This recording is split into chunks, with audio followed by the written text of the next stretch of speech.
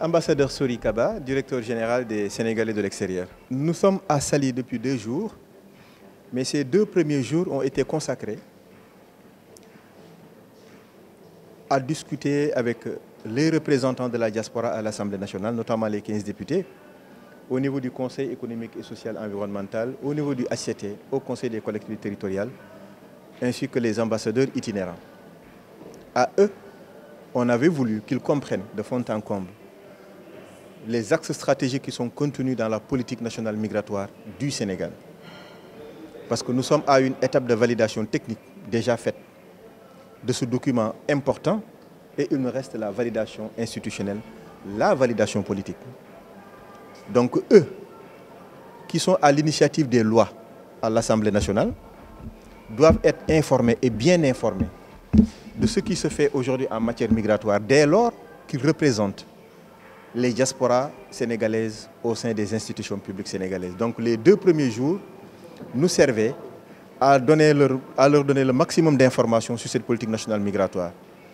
Et à partir d'aujourd'hui, nous avons élargi le groupe à différents points focaux de cet important projet que nous appelons projet de renforcement de la gouvernance migratoire au Sénégal, qui a pour objectif de créer une synergie, de créer une dynamique de concertation, de coordination, de dialogue au niveau national ainsi qu'au niveau des échelons régionaux. Société civile, différents points focaux des ministères techniques sénégalais, différents points focaux des agences et établissements publics, tous ensemble pour que nous puissions à partir d'aujourd'hui jusqu'au samedi concevoir ce cadre de coordination avec une mission bien déterminée pour que dorénavant les problèmes ne soient plus exclusivement portés par le ministère des Affaires étrangères, mais que les problèmes seront dorénavant portés par le gouvernement du Sénégal à travers ses différents démembrements. C'était un vœu, une volonté demandée, exprimée, voulue par l'ensemble des acteurs. Nous l'avons réalisé aujourd'hui. C'est une étape extrêmement importante au lendemain de la validation du pacte mondial à Marrakech, où le système des Nations Unies, avec ses différents pays qu'il compose, ont accepté de paraffer le pacte mondial pour des migrations sûres, régulières et ordonnées. Maintenant, il revient à tous les pays du monde de décliner ce pacte mondial au niveau national et au niveau territorial. C'est ce que nous sommes en train de faire durant 3 jours pour que l'ensemble des acteurs, chacun en ce qui le concerne, que nul n'ignore ce qui est en train d'être fait et que chacun apporte sa contribution. À chaque fois qu'un Sénégalais est tué à l'étranger, ou à chaque fois qu'un Sénégalais est emprisonné, ça crée l'émoi au niveau national. Et c'est un moment de critique de la part de certains acteurs, de la part du gouvernement, considérant que rien n'est fait, même s'ils oublient que même au niveau national, on ne peut pas mettre un policier, un gendarme ou un militaire derrière chaque Sénégalais, ce qui ne saurait se faire alors à l'étranger. Ils oublient alors tout ce qui se fait de bien pour cette diaspora, dès lors qu'il y a un Sénégalais qui a été tué. C'est normal, parce qu'il s'agit de mort d'homme. Ça interpelle toutes les consciences. Et c'est pour nous l'occasion de leur dire, voici ce qui est en train d'être fait, voici ce qui a été fait, voici ce que nous voulons faire, et nous sollicitons le concours de tout le monde pour qu'ensemble nous puissions porter ces problèmes-là. Il ne s'agit pas de politique extérieure carrément, mais il s'agit de stratégie pour gouverner les questions migratoires. Et je rappelle que dès lors qu'on parle de migration, il faut considérer que c'est une même pièce de monnaie avec 2 faces. Il y a les étrangers qui s'établissent au Sénégal, il faut que nous les gérions. Et il y a les Sénégalais qui quittent pour aller s'établir à l'étranger, il faut également les gérer. Et c'est ces 2 aspects qui constituent la migration. Donc nous avons la composante Sénégalais qui sont établis à l'étranger. Nous faisons l'effort maintenant de comprendre la dynamique dans tous ces aspects et avec l'ensemble des acteurs. Comme ça, on est sûr que nous sommes au même niveau d'information, nous sommes au même niveau de capacité et il n'y aura pas de cacophonie dans l'action. Il y a une action coordonnée au grand bénéfice des Sénégalais qui sont établis à l'étranger. C'est ça tout l'enjeu de ce séminaire qui nous réunit depuis 3 jours. Et c'est ça tout l'enjeu du cadre de coordination qui sera installé.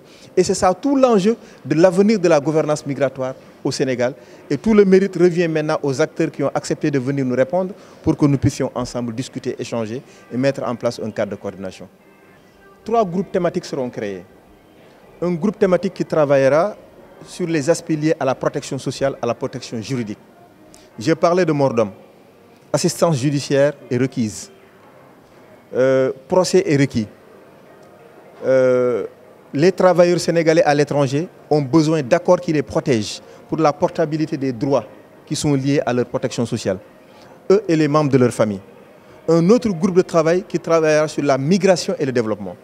Migration-développement, c'est un lien étroit qui fait un focus sur le territoire en voulant s'appuyer sur ses potentialités pour mettre en place des projets de réintégration, des projets de développement qui vont maintenir les jeunes dans les territoires. Au cas où ils souhaitent partir, ils seront libres de partir, mais ils partiront avec une capacité. Mais ils ne partiront pas parce qu'ils ne trouveront pas de quoi entretenir leur famille et d'avoir un bien-être. Et l'autre groupe de travail maintenant, ça sera lié à la mobilité, à la libre circulation des personnes et des biens. Le pacte mondial veut promouvoir, comme nous l'avons dit, une migration sûre, régulière et ordonnée. Et donc c'est ce troisième groupe-là qui portera maintenant la question de la migration irrégulière, qui crée beaucoup de dommages au niveau de notre pays, mais mieux promouvoir des stratégies de type de migration régulière.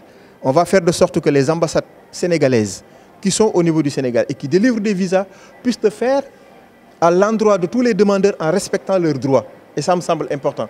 Parce que si on délivre des visas en bonne et due forme, les jeunes ne partiront plus à l'immigration irrégulière. Et l'enjeu réside maintenant à ce niveau-là pour ce groupe de travail. Il est évident que ce n'est pas gagné d'avance parce que tous les États ont leur propre souveraineté, définissent leurs propres lois, définissent les conditions d'entrée et de séjour dans leurs pays respectifs, comme du reste le Sénégal l'a fait.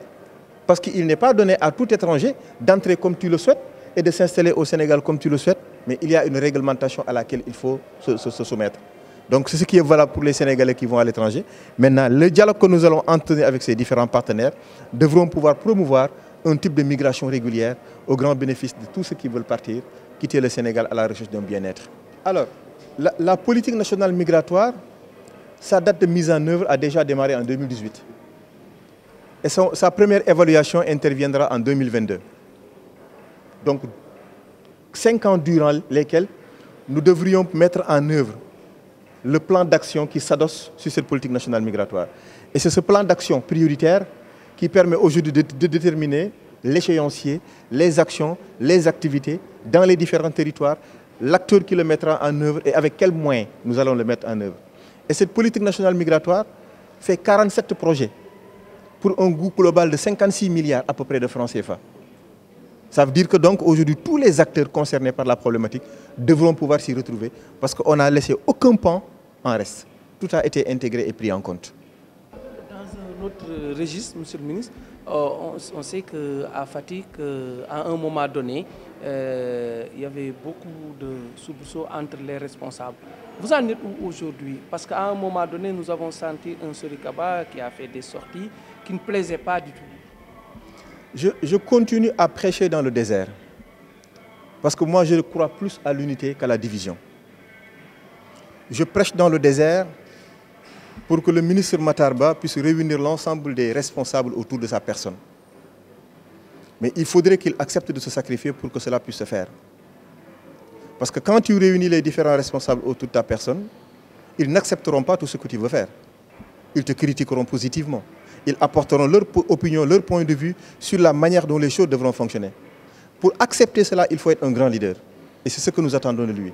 Mais s'il ne le fait pas, nous continuerons, nous, à se montrer dignes fils de cette localité qui a vu naître le président de la République et que nous pensons doit être la meilleure des localités actuelles au niveau du Sénégal, où il doit faire bon vivre et mieux vivre.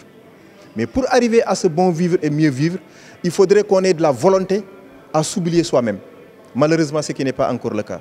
Et c'est pour cette raison que je suis convaincu que l'équipe municipale sera déguerpie, sera dégarnie et il y aura une nouvelle équipe à l'issue des élections locales à venir. C'est ma conviction personnelle parce que les Fatickois feront un choix conséquent qui prendront en charge leurs préoccupations parce que l'équipe actuelle ne s'en préoccupe pas du tout.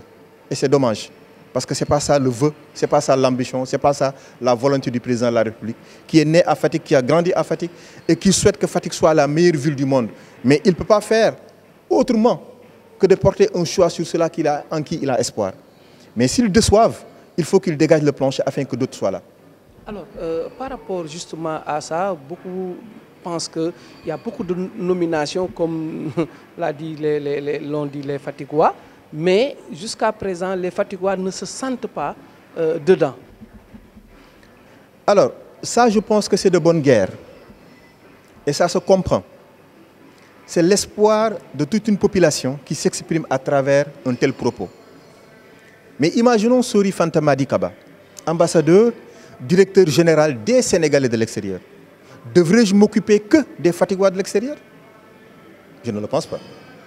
Je dois m'occuper des Sénégalais de l'extérieur tout entier, sans faire de distinguo entre celui qui habite Mbour, celui qui habite Fatick ou celui qui habite Thiès. Donc dans le commun des mortels, quand on dit plusieurs nominations, on oublie souvent la lettre de mission qui t'a été confiée. C'est normal maintenant qu'ils pensent que Sori Kaba doit pouvoir me trouver un visa pour que je voyage. Moi, je lutte contre la migration. Je pense qu'il faudrait que les potentialités territoriales puissent être exploitées. Il faudrait que les capacités humaines puissent être mises à compétition pour que nous puissions avoir les meilleures ressources qui seront mises à la disposition du développement territorial. Et c'est ça qui n'a pas été fait. Parce que le développement local, c'est un métier. Le développement territorial, c'est une ambition. Il faut l'animer. Il faut des projets de vie pour que nous puissions donner un contenu de vie à ces populations-là. Malheureusement, il n'y a pas de projet de vie. Je donne l'exemple du sel. Fatick est gangréné par le sel aujourd'hui. Un tiers de la surface territoriale de Fatick est impropre à l'agriculture. Est-ce que vous ne pensez pas que nous devons mener une réflexion pour voir en quoi ce tort blanc-là peut être de vrai or blanc? En faisant de l'or, du sel, de la soude caustique, en faisant du sel, du chlore. Et c'est un investissement de 12 milliards de francs CFA pour que tout le chlore qui sera consommé par la SDE et dont nous importons cette matière première puisse être produit à Fatick. Est-ce que cette réflexion n'est pas pertinente dans le contexte de développement actuel de Fatick? Je pense que oui. Mais si on n'a pas de telles idées, comment pourrions-nous les mettre en œuvre? Et c'est de ça que Fatick a besoin pour répondre à cette aspiration de la jeunesse et des femmes fatigouises qui sont laissées à eux-mêmes. Alors peut-être pour terminer, Sori Kaba est-il candidat à la mairie de Fatick? J'ai jamais levé ma main en politique pour réclamer quoi que ce soit. Et j'y suis depuis 1988. J'ai un cursus politique depuis élève socialiste, étudiant socialiste, jeunesse socialiste, et j'ai quitté le PS avec Feu Djiboka, où j'ai été le responsable national des jeunes de l'URD, jusqu'en date où je suis parti en France pour faire mon 3e cycle, et je suis revenu à la demande du président pour aller l'aider dans sa ville de Fatick en 2010. Jusqu'à tout ce parcours-là, je n'ai jamais levé ma main pour dire je veux quoi que ce soit. Le travail que je suis en train de faire, c'est un travail de légitimation territoriale. Je voudrais que les Fatigouas s'identifient à travers ma modeste personne. Auquel cas, oui, je porterai leur ambition pour la ville de Fatick. Mais je ne réclamerai jamais quoi que ce soit pour dire, parce que je respecte trop les Fatigouas, qui sont autant intelligents que moi ou même plus intelligents que moi, pour dire « ma wara jitu fan len ma ». C'est maladroit. Par contre, quand ils auront besoin de moi, je serai là. Quand il faut dénoncer des choses qui ne sont pas bonnes pour la ville, je serai là. Quand il faut porter un combat, je serai là. Est-ce que je suis la meilleure porte-étendard de ce combat-là? Aux Fatigouas de me le dire. Et dès lors que maintenant, il y aura des parrainages qui seront faits, ça sera une meilleure manière pour nous de savoir si les Fatigouas nous portent dans leur cœur. Auquel cas, oui, nous serons le futur maire de Fatick. Dakaractu vous remercie.